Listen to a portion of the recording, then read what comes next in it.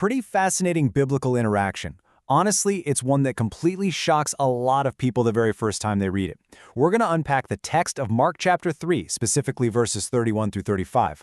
Our goal today is to visually break this passage down step by step. We really want to grasp the profound message hidden inside what looks, at first glance, like a very awkward family encounter.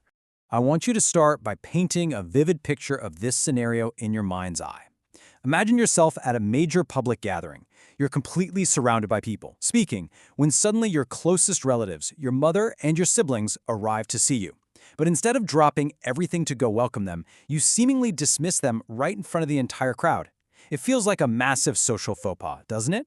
It naturally forces us to ask the question, did Jesus disrespect his mother? Well, to understand what really happened, we have to look closely at the scene. Which brings us to our first section, a shocking family visit. And Section 2, reading Mark 3:31 through 35. Let's see how this actually unfolds. Okay, so at this point in the biblical narrative, Jesus is right in the middle of his earthly ministry. He's inside a building, completely surrounded by a massive multitude of people eager to hear him teach. Visually, it's a packed house. And the text tells us, "There came then his brethren and his mother, and standing without, sent unto him, calling him." This paints a very clear picture of physical separation. Because of the enormous crowd, his family is physically stuck outside that immediate circle, forced to send a message inward just to call for him.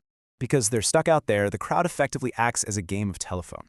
The people relay this message, saying, "Behold, thy mother and thy brethren without seek for thee."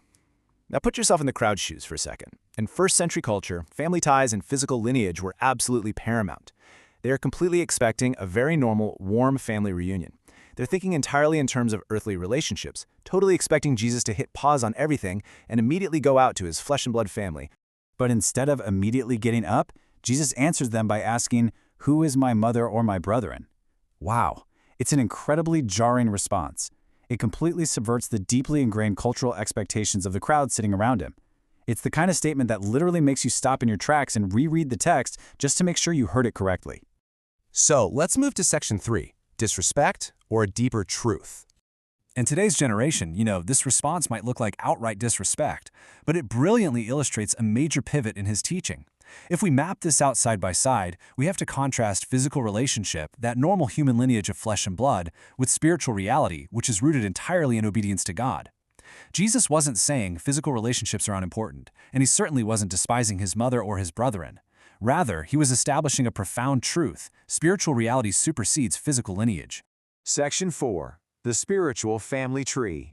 Here, Jesus completely redefines the concept of family, and he uses the people right in front of him to do it.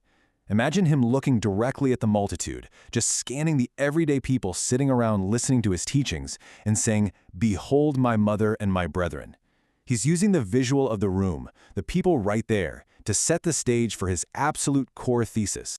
And that crucial point is defined in verse 35. "For whosoever shall do the will of God, the same is my brother and my sister and mother."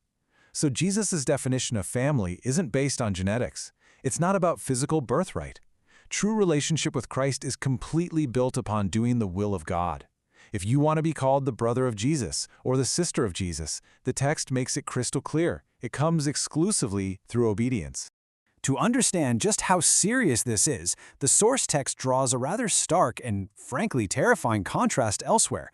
The Bible warns that some people will eventually say, "Lord, Lord," and speak super enthusiastically about all the things they did in his name, yet he's going to respond, "I never knew you."